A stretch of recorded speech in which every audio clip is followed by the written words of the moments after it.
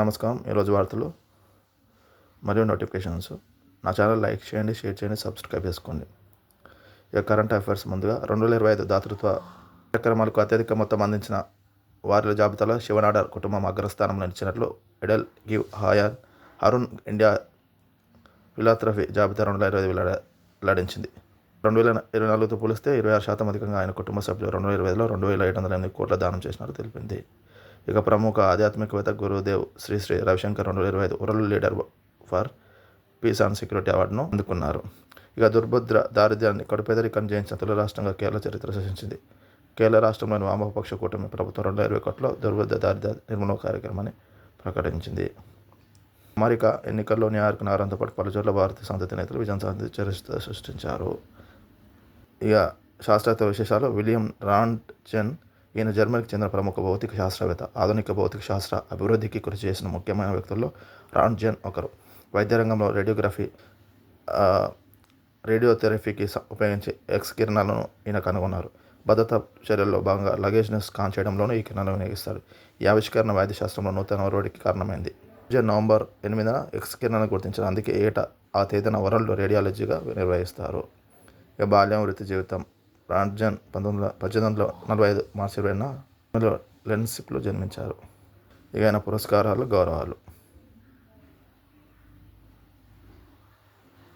ఇక నోటిఫికేషన్లో ఎయిమ్స్ ఢిల్లీ ఉద్యోగాలలో ఢిల్లీలోని all India institute of medical sciences ఒప్పంద ప్రాతిపదికన వివిధ విభాగాల project owners, technician, clinical research officers మొదలైన ఉద్యోగాల భర్తీకి దరఖాస్తులు ఆహ్వానిస్తుంది. మొత్తం పోస్టుల సంఖ్య 20. ఆన్లైన్ చివరి తేదీ 17 నవంబర్ 2025.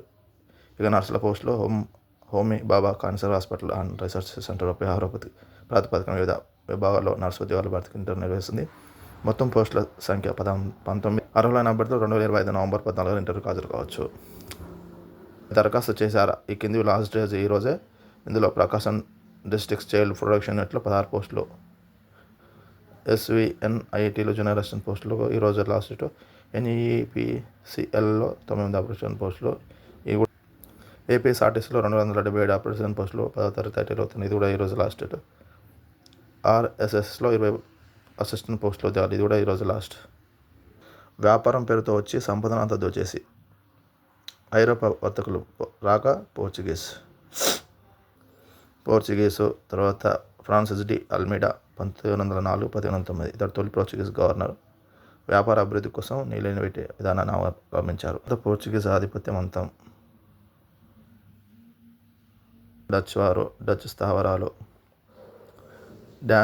డేన్స్, ఫ్రెంచ్, ఇతర స్థావరాలు. ఆంగ్లేయులు. ఇంగ్లీష్ ఈస్ట్ ఇండియా కంపెనీ అసలు పేరు the governor and company of merchant of London trading to the east India. దీన్నే జాన్ కంపెనీ అని కూడా అంటారు. కరెంట్ అఫైర్ ప్రశ్నలో 2025 సెప్టెంబర్ 11, 12 తేదీలలో ఏ నగరంలో జరిగిన 4వ కోస్ట్ గార్డ్ గ్లోబల్ సదస్సులో భారత్ పాల్గొంది? ఇది రోమ్. ఏ సందర్భాన్ని పురస్కరించిన భారత్లో ఏటా సెప్టెంబర్ 11న దిగ్విజయ్ దివస్ను నిర్వహిస్తారు?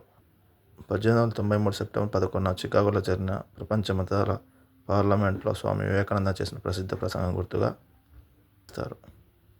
భారత భూగోళ శాస్త్రం.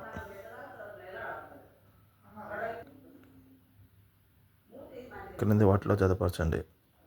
జాతీయ పాల దినోత్సవం, కిసాన్ దివస్, ప్రపంచ పొగాకు వ్యతిరేక దినోత్సవం, వ్యవసాయ విద్యా దినోత్సవం.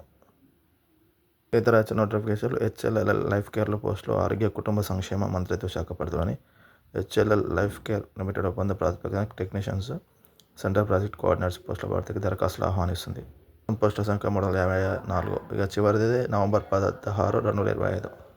ఇక అప్రెసెంట్ పోస్టులు విశాఖపట్నం పోర్ట్ అథారిటీ వివిధ విభాగాల్లో గ్రాడ్యుయేట్ టెక్నీషియన్స్ అప్రెసెంట్ పోస్టులు భర్తీకి దరఖాస్తులు కోరుతున్నది. దీంట్లో పోస్టుల సంఖ్య 58. దరఖాస్తు చివరి తేదీ నవంబర్ 30. ఆన్లైన్లో దరఖాస్తు చేసుకోవాలి. ఇక సింగిల్ గర్ల్ చైల్డ్ స్కాలర్షిప్ 2025. తల్లిదండ్రులకు ఏకైక బాలిక సంతానంగా ఉండి ప్రతిభ కలిగిన విద్యార్థుల కోసం central board of secondary education ఉపకార వేతనాన్ని ఏటా అందిస్తుంది. ఇందుకు సంబంధించి CBSE single girl child scholarship 2025 ప్రకటన వెలువడింది. దరఖాస్తుకు చివరికి నవంబర్ 20, 2025. ఇక దరఖాస్తు ఈరోజుతో లాస్ట్ అయిపోయినాయి ఇవే. ఇక వందే మాతర గేయం 150 ఏళ్ళు. స్వాతంత్రోద్యమ సమయంలో వందే మాతర గీతం దేశ ప్రజలను ఏకం చేసింది. ఉద్యమకారుల ఉత్తేజాన్ని నింపింది. బ్రిటిష్ వారికి వ్యతిరేకంగా పోరాడటంలో సామాన్యులకు స్ఫూర్తి మంత్రంలా నిలిచింది. ప్రస్తుతం ఇది ప్రతి భారతీయుడి పౌరుడి హృదయంలో ప్రత్యేక స్థానాన్ని కలిగి ఉంది. ఈ గీతం భారతదేశ సంస్కృతికి, చారిత్రక గుర్తింపుకి ప్రతీక. దేశ స్వాతంత్ర్యంలో పోరాటంలో ప్రతిఘటన, ఐక్యత, ఆత్మగౌరవానికి చిహ్నంగా నిలిచిన వందే మాతర గేయానికి నవంబర్ 7న 150 ఏండ్లు నిండుతాయి. ఈ సందర్భంగా పోటీ పరీక్షల నేపథ్యం దీనికి సంబంధించిన విశేషాలు తెలుసుకుందాం. నేపథ్యం: బ్రిటిష్ ప్రార్థనా గీతం గాడ్ సేవ్ ద కింగ్ని భారతీయ జాతీయ గీతంగా ప్రకటించాలని ప్రభుత్వం భావించింది. దీన్ని మెజార్టీ భారతీయ జాతీయవాదులు తీవ్రంగా వ్యతిరేకించారు. ఆంగ్లేయుల చర్యకు ప్రతిస్పందనగా బంకిం చంద్ర చట్టోపాధ్యాయ 1875 నవంబర్ 7న వందే మాతర గేయాన్ని రచించారు. సంస్కృతం, బెంగాలీ పదాలను మిళితం చేసిన ఆయన దీన్ని రాశారు. చట్టోపాధ్యాయ 1882లో రచించిన ఆనందమఠ్ నవలలో దీన్ని ప్రార్థనా గేయంగా ఉపయోగించారు. వ్యాప్తి: నాటి బ్రిటిష్ రాజప్రతినిధి లార్డ్ కర్జన్ 1905 జూలై 20న బెంగాల్ను 2 రాష్ట్రాలుగా విభజిస్తూ అధికారిక ప్రకటన చేశారు. 1905 అక్టోబర్ 16 నుంచి ఇది అమలులోకి వచ్చింది. దీనికి వ్యతిరేకంగా దేశ ప్రజలంతా భారతమాతను స్మరించుకుంటూ వందే మాతర గేయాన్ని పాడారు. దేశవ్యాప్తంగా వందే మాతర నినాదాలు చేశారు. ఇదే సంగతి. RR సూత్రంలో పర్యావరణానికి మేలు. సైన్స్ అండ్ టెక్నాలజీ పోటీ పరీక్షల నేపథ్యం: వ్యర్థాలు, రీసైక్లింగ్, శక్తి ఉత్పత్తి. వ్యర్థాల రకాలు: వ్యర్థాలను వివిధ రకాలుగా విభజించవచ్చు. అవి: 1 జీవ వ్యర్థాలు, 2 అజీవ వ్యర్థాలు, 3 ప్రమాదకర వ్యర్థాలు, 4 ప్రాథమిక వ్యర్థాలు, 5 పరిశ్రమల ఉత్పత్తి వ్యర్థాలు, 6 వ్యవసాయ వ్యర్థాలు, 7 మున్సిపల్ వ్యర్థాలు. జీవ వ్యర్థాలలో వచ్చేసి గృహ వ్యర్థాలు లేదా వంటగది వ్యర్థాలు, తోట వ్యర్థాలు, వ్యవసాయ వ్యర్థాలు, ఇతర వ్యర్థాలు. సమస్యలు: వ్యాధుల వ్యాప్తి, వాయు కాలుష్యం, జల కాలుష్యం. అజీవ వ్యర్థాలలో ప్లాస్టిక్ వ్యర్థాలు, లోహ వ్యర్థాలు, గాజు వ్యర్థాలు, రబ్బర్ తోలు, నిర్మాణ వ్యర్థాలు. దుష్ప్రభావాలు: జీవ వ్యర్థాల నిర్వహణ కింద దుష్ప్రభావాలు వీటన్ని ముఖ్యమాలు. వీటి నిర్వహణ: దీంట్లో తగ్గించడం, తిరిగి వాడటం, పునర్వినియోగం.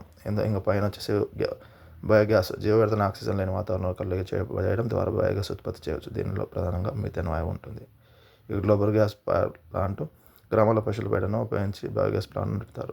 ఆధునిక ప్లాంట్: నగరాల్లో, హోటళ్ళు, మార్కెట్ నుంచి వచ్చే వేలాది టన్నుల తడి చెత్తను ఉపయోగించి పెద్ద బయోగ్యాస్ ప్లాంట్ నడిపించేస్తారు. ప్రాక్టీస్ బిట్స్: ఇండియన్ ఎకానమీలో భారతదేశంలో భూ సంస్కరణలు అంత ప్రభావంగా అనేది గుర్తించండి. 2 ఎవరి అధ్యక్షుడు ఏర్పడిన కాంగ్రెస్ వ్యవసాయ సంస్కరణ కమిటీ భూ సంస్కరణలకు సంబంధించి కీలక సిఫార్సులు చేసింది. భూ సంస్కరణ లాంటి కొన్ని చట్టాలకు న్యాయపరమైన రక్షణ కల్పించే అంశాన్ని రాజ్యాంగంలో షెడ్యూల్లో చేర్చారు.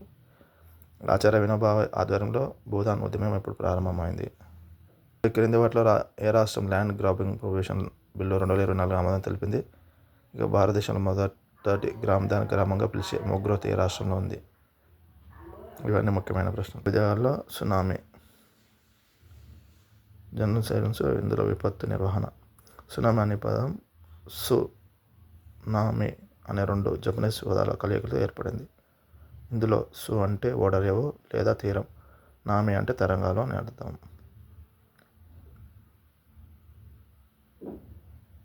ఒకటి సునామీకి ముందు చేపట్టే ఉపశమన చర్యలు. స్థల ప్రణాళిక, భూమి నిర్వహణ. 2 స్థల ఎంపిక.